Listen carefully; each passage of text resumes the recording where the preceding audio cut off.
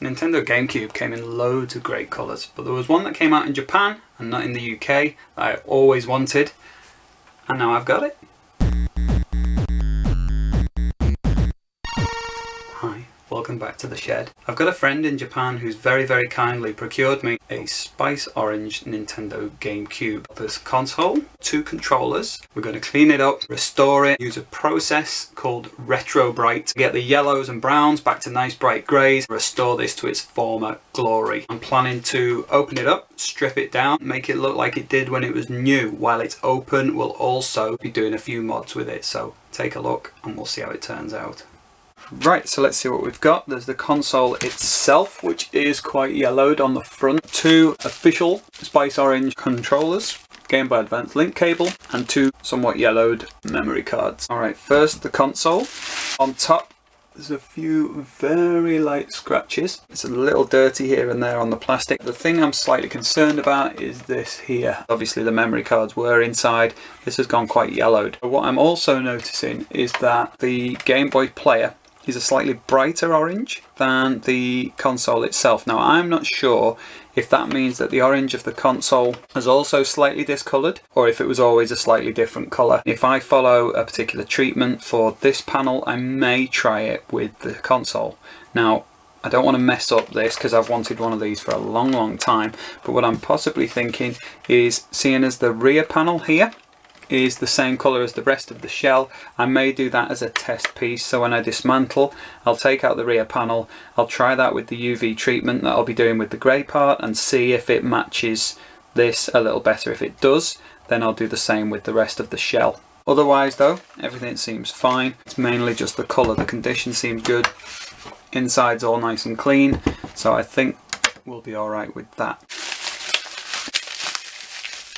Maybe requires a replacement thumbstick. There's a bit of a mark there that I'll need to clean up, and a little bit dirty around here on the yellow part of the thumbstick. This one in much better, cleaner condition than the other. It looks absolutely mint. I really don't think there's much I'm going to have to do with that. In terms of the colour on those, they're a pretty close match. It's actually kind of in between the colour of the Game Boy Advance player and the console, but the console definitely looks darker. Game Boy adapter cable is absolutely fine. The grey's nice and bright on there, so perhaps a tiny little bit of a clean up on that. The memory cards, particularly this one here, very yellowed. So that is the job for the clean up. But really it should be quite a satisfying job. There's nothing major to do, and while it's open I'm hoping to put a mod chip in there as well. So there we are. Alright, first job, I'm going to open it up. We're going to clean up the separate parts, and we're definitely going to remove this grey, yellowy, browny front panel and do some treatment to that. Also, I'll separate out the back panel here and try a similar treatment and see if it makes a difference to the colour.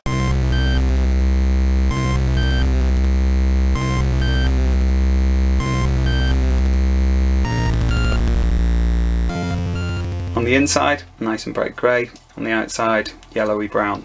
So before we do any UV treatment, stickers. I've got a sticker on the end here and on the top there.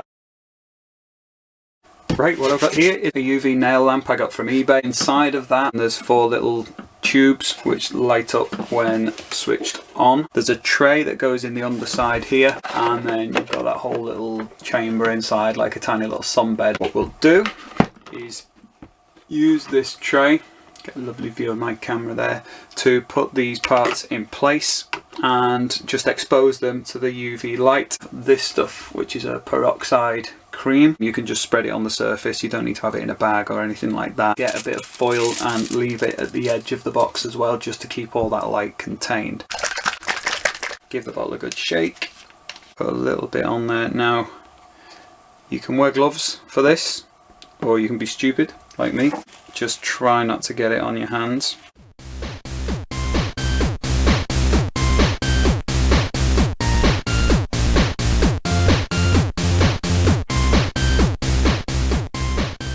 Right, we're about ready to go. Get the lid back on the bottle. So that's all going to get in there for a bit. And I'll leave that for about an hour. Right. It's now considerably more than an hour later because I forgot all about it. I think I left it in here for about 3 or 4 hours, and that is looking immediately better. I mean, it could still do with another treatment, but that is nowhere near as brown as it was. It's more slightly yellowed than brown now. So next step is to get all that stuff off, because it will still be slightly active. So yeah, that's pretty good.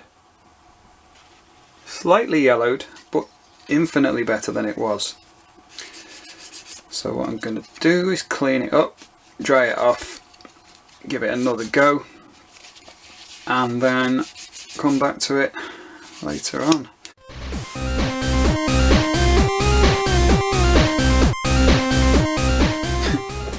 And I forgot about it again. So it's had a really good exposure, let's say. Wow, look at that, it's like new.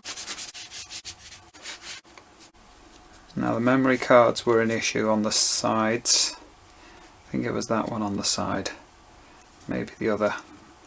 That does look like it could possibly go with another exposure, but in general, looks fine. What I'm using on these, and what I use generally when I'm cleaning up consoles, is baby wipes. They're amazingly tough when it comes to getting stuff off, but considering they're meant for baby's skin, surfaces don't get much more delicate than that. So if you're worried about valuable old game stuff, then I'll just give that a bit of a wipe down now. That's loads better. They look much better than they did. This stuff cost me like £2 from Home Bargains or B&M or somewhere like that. Bleach my hair with it. That'd be a good look. Morning after and daylight and taking a look. It's good. Still a tiny bit of discoloration. The sides on there, again, that one nice and grey. This one's slightly discoloured. So I'm going to do a last run on that one. May as well do a last go on this.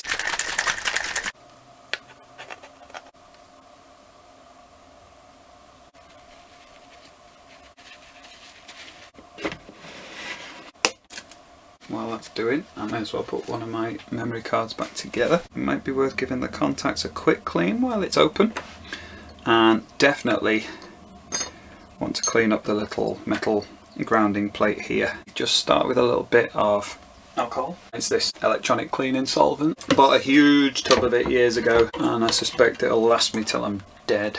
Just clean up there, and while we're at it, a little bit of steel wool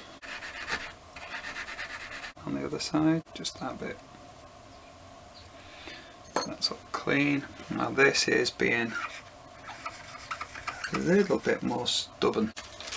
Tiny bit of wet and dry paper.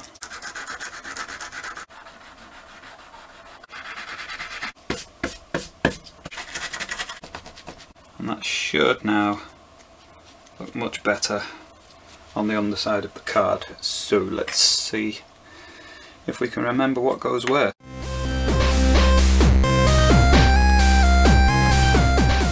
So nice and clean on the bottom, all nice and even and grey on top. So we've still got plenty more to do, but we do have a nice clean memory card. There we are.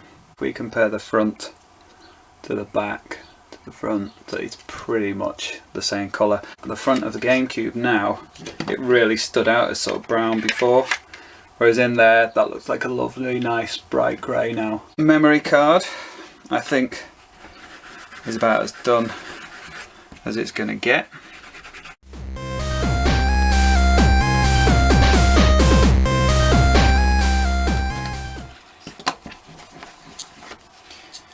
So now if we compare the two memory cards, they are both nice and grey, both looking like new now.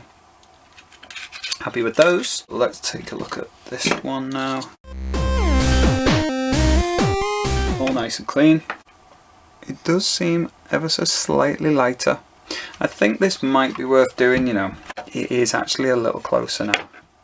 This is fine. This doesn't need anything doing. My next job, clean up the orange plastics and give them a bit of a UV exposure, try and brighten up the colour on those. So that is now all the orange parts separated. I was filming the disassembly, but my camera stopped recording. I really need to get a decent camera. So hopefully I'll get sorted with one at some point. Until then, you'll have to do with my gappy videos. So anyway, yeah, everything's separated out. You can see some slight variation in colour on the orange, so all we're trying to do is just level that out. First thing I'm going to do is just clean over these with a wipe, because there's little bits of dirt here and there. Now what will happen is, if I put the peroxide on and expose it, the dirt is going to act like a little barrier. Peroxide won't have an effect, or the UV light won't pass through, and you'll end up with patchy areas. It's very, very important to scrub and clean everything, particularly any recesses like this, as best you can before applying the peroxide. Another thing I'm thinking of doing is this, see it on an angle there, it is kind of scuffed. I do have another GameCube I could possibly borrow the jewel from if it doesn't work out, but I'm going to try and get the surface polished up as best I can and remove all the scratches. Goodness knows how that's going to go, but that's something I'm going to try. And that will be quite a nice part of the restoration if it goes well. But first, we're going to clean all this.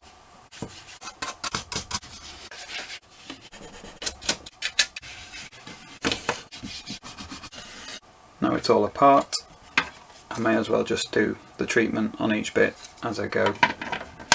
Okay, so this is where my box comes in. A cardboard box that I got from IKEA with like a lift lid. It's currently got a whole load of spare bleach inside, so I'll move that out of the way. Now this is a Papis box. I think it was about £1. And what I did was I lined the entire inside of the box with foil. I did that when it was all opened out, so what you can do is take out like these two side sections and fold them down and have it all open if you need to. Also the bottom I did as a separate panel, so I can sort of set things down on that and then put them into the box if I need to. So what I'm planning to do, and obviously I'm not going to do it on the workspace here, I'll put it on the floor or something. What I'm planning to do is lay a few of the pieces in the box like we've got here and then expose them, and because it's foil lined all around the inside, the light will be kind of bounced around wherever we need it, and it gives a nice even finish on the pieces. In terms of getting the light in there, I've designed this with a little trapdoor top like that. My lamp that we've seen already, I'll take out the sliding tray, the trapdoor lifts, and this just sits on top. Switch on there. The light all shines inside here. Does quite a good job of exposing everything. So that's what I'm going to do with these parts. That's all in my box there. All I'll have to do now is close the lid. So that sits on top. That switches on. Look inside now, you see all that's getting the exposure with the UV. I've got this Tamiya polishing compound. I've got the coarse and I've got the finish. Start with the finish and try that out and see how it goes. Just squirt a little bit on there. Just gently work that in. It's not bad, but it's not taken that entire layer back like I wanted. Maybe I will try the drill.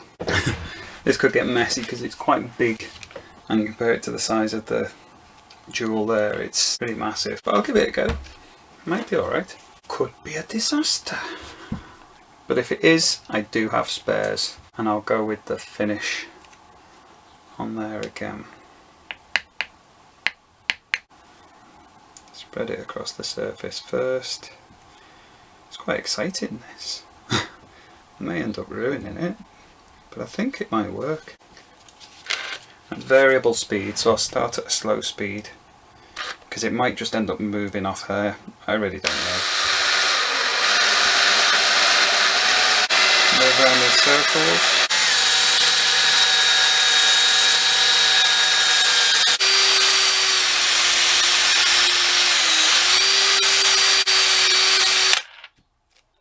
Right, let's come unscrewed. That doesn't seem to be doing it any harm. I think it might need more of the polish because that scratch is still there. I'll try some of the coarse and then do the finishing polish afterwards.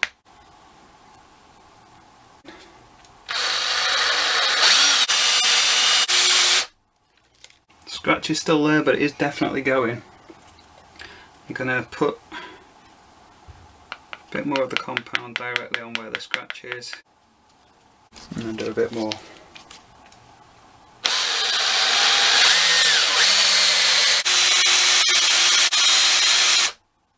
Okay, it's smoking a bit.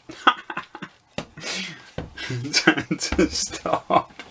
Let's have a look how it's going. I suppose it does get quite hot. Ooh, this does look better. There's a few very light circular scratches on it, so I suppose that's as the polish dries. God, this looks loads better. That's really good. Where that quite deep scratch that I was working against was, that's largely gone. I'll just check I've got no little bits of grit on the surface. That all seems okay. I'll do a bit more of a going over with the coarse, and then I'll do the finish a few times probably.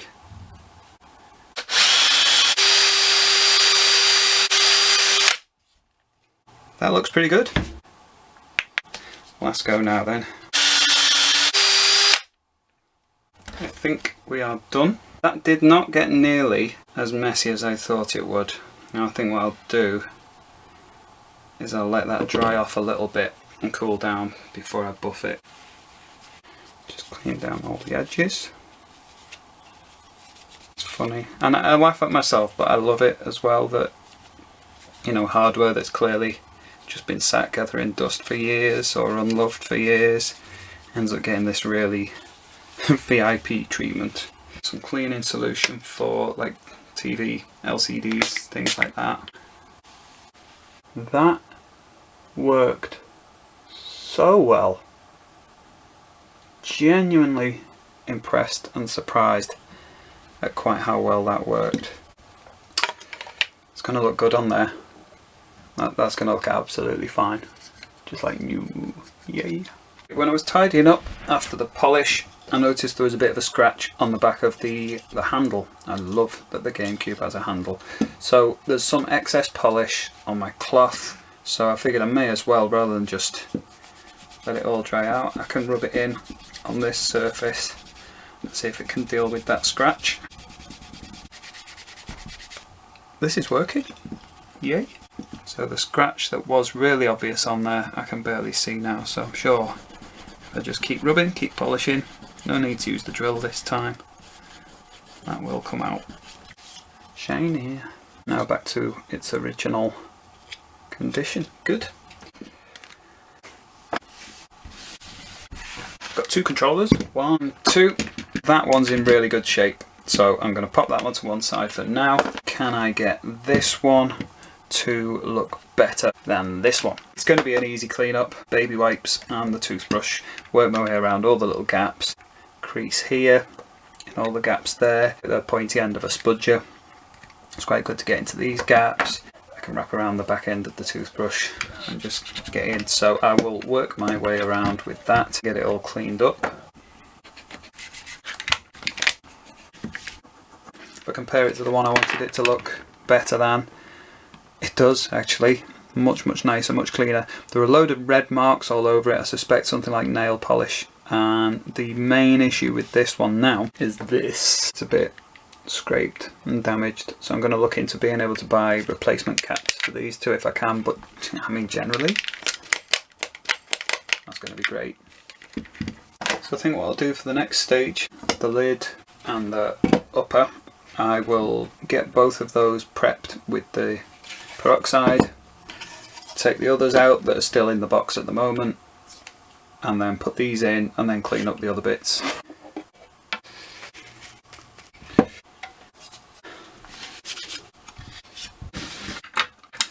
That's actually much closer now. It is still two different shades, but it's better than it was. Happy with that. Come back out to check on these bits, which, true to form, I'd forgotten about. Yeah, that looks fine. The colour of this console is just gorgeous. Right, we're a few days on and I've now got some daylight so I can take stock. In terms of the grey on the front, I'm perfectly happy with that. That is now just like new. No problems with that at all. The orange, the colour is all nice and bright and even, so I'm quitting while I'm ahead with that, and we'll put it all back together. Well happy with how the jewel turned out for the top. I've found since an SD2 SP2 and a Xeno mod chip that I knew I had somewhere, so I've got those. They're going to get installed on the inside. In terms of all the parts and the insides, and in particular the fan, I'm going to give everything a really good clean.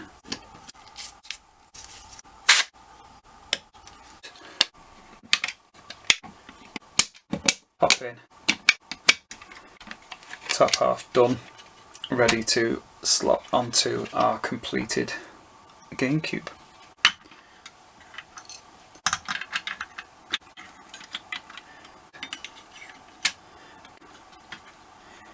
And that is going to contain this little board. I need to apply extra pressure to this bit.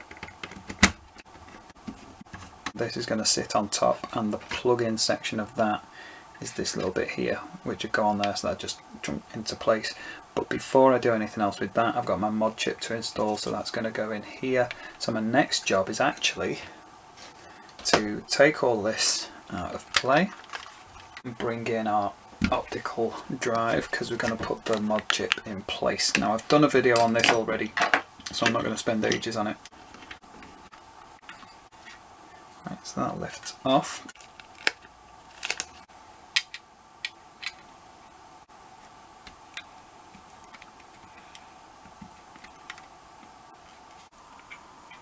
Plenty of flux all over that. 1.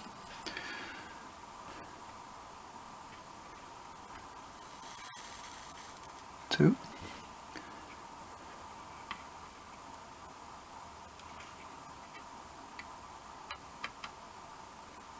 3. 4.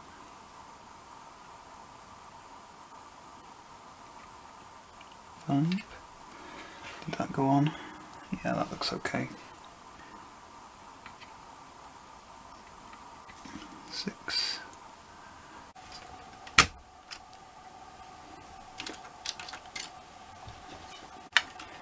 The LED flashed once and then came on steady.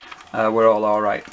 Switch off, and I'm ready to reassemble. Not forgetting my 6 little screws to go on the underside of the drive unit.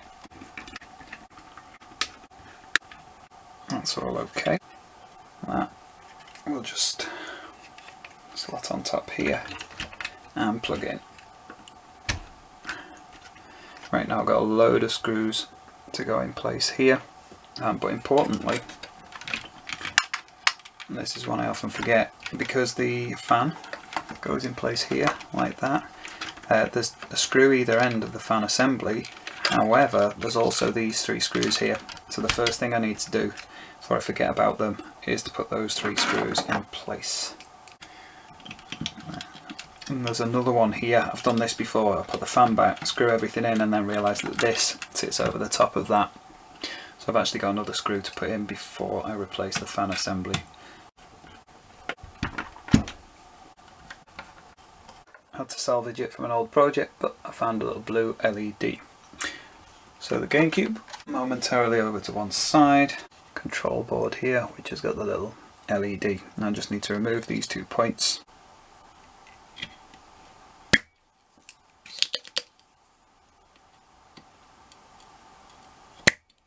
Absolutely brilliant solder sucker. Engineer SS02. Made do with I would say a cheap solder sucker, but it wasn't even that cheap. But I made do with another solder sucker for a long time, and it was always just so frustrating to use, but this one is brilliant. Right, goes in here, and in terms of where it went, kind of bent over, faced upwards, so I'll put just the tips through there, bend it upwards into position,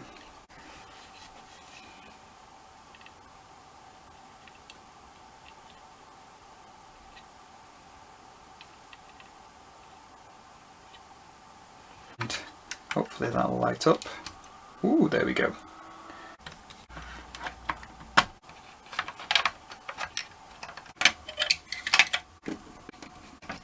Get everything in position. So when it goes straight on, that doesn't always work. If that's happening, lift off, click to open, slide it into position, and then close, and then it'll work fine. These two little rubber feet which just slide in here. Usually you wouldn't remove those, it's only because I was doing the Retrobrite. And that's the easiest bit, you just slide them in and they'll just click in place. GameCube player on. We're all about done. Yeah. Finished. Jewel all nice and shiny. Colour looking a bit more even. Plastic's all in really good condition. Lovely bright grey front. I am loving that. That'll go in place. Still got my matching controller for it. But yeah, there we go. There's my Space GameCube. So all I'm going to do, go and test it and then report back to you. So last night I took it back inside and set it all up and everything was working fine. And then the second time I tried to reset, it wouldn't go beyond the boot screen. The main issue with that was that it was fine with loading regular games, but I was launching games from the SD card and booting Swiss, which is on a DVD-R. And there are issues with the laser when it comes to loading games on DVD-R. It needs to be a little bit stronger, and if it's not quite strong enough, then what you'll have is just going to the boot screen and not going beyond that. So what I need to do is open it back up and adjust that laser. Now while it's open, you'll remember I put the blue LED in there. That worked really well, but it was really bright, so I think while I've got it open I might drop a resistor in with that just to dim it a little bit and see if that makes much of a difference as well. I may as well while I'm already opening it up. What we've got here is a really small potentiometer just there, with one on this side and 2 points on this side. What I want to do is check the resistance between those 2 points. It should be between 350 and 400 ohms. 493 at the moment, so that's too much. Turn it just a little bit to the left. It only needs a very slight turn.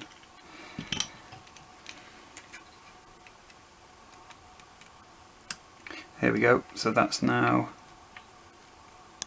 376. Perfect. And that was a very slight tweak. But it hopefully will make all the difference. Put our resistor in line with the LED, and I can just clip the excess wire from the resistor there. So you can maybe see there now I've got the LED, and then instead of where the leg would normally go, the resistor's attached. Loops back over to the LED there. Right, so it opens. I'll put my disc back in, and if all else fails, I'll take a closer look at the laser lens and give that a bit of a clean. Okay, so in the time since I did the refurb and I recorded my whole process, I've actually been really busy editing what ended up around 5 hours of footage into something that's a bit easier to watch. Also in that time, we've been put into lockdown in the UK, which means I've had a lot of time to spend at home and a lot of time to really test this out. I've been enjoying playing on it. The laser was all sorted by tweaking the potentiometer. The LED was a much better brightness once I put the resistor in place. The cables for the controller, I actually ended up trying to straighten those out and put them on a radiator for a couple of days, and it really worked well to get all the kinks out. So that's a cool little mod you might want to try out. The controllers have been brilliant as well with this. The memory cards, There's an issue when it comes to running, because obviously I put the mod chip in so you can run Japanese games, US games, UK games, but there's an issue in terms of the formatting of the memory cards. And what can happen is if you try and run a Japanese game and save your progress onto a memory card you've had your, say, your UK games on, then it can corrupt the entire card. So what I did was I hooked up one of my other GameCubes, a UK PAL GameCube, and formatted the memory card to work with that. I also formatted the other memory card for the Japanese GameCube, and then when I plug them both in here, because the mod chip's there, it runs whatever game in whatever region and defaults to the particular memory card that's formatted for that region. So that's been working really well. Another thing I didn't mention when I was doing the other video, or a bit that I cut out at some point along the way, was the SD2, which is the memory card adapter that goes in the bottom of the console. It kind of goes in between the Game Boy player and the console itself. That's got an SD card in there. I think I put a 128 gig card in there, loaded up a folder of Japanese games, folder of UK games, folder of US games. That needs Swiss in order to be able to run. So what we'll do is I'll get the disc, and this will show you that it will work with the DVD-Rs, because I've got Swiss burned onto one of these cute little DVD-Rs. That will go in here, and we'll switch on. We'll have a little look at that blue LED while it's on as well.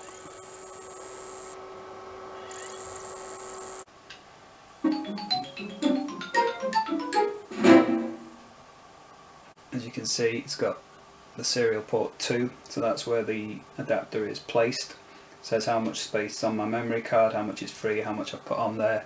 So I've got Europe, Japan, USA, Super Mario Sunshine. Super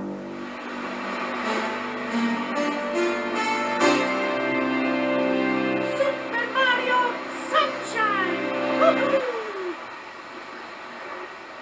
So there we go. Okay, another thing I want to look at is the Game Boy interface. This is an alternative software to using the actual disc that comes with the Game Boy player. So if you've got a Game Boy player that doesn't have that disc, it's pretty handy. So you just simply launch it, and you can choose different settings. So we'll go on TV aspect ratio 4:3, and you can change all sorts of other settings, but we'll just load it for now. And it's got Tetris DX in there.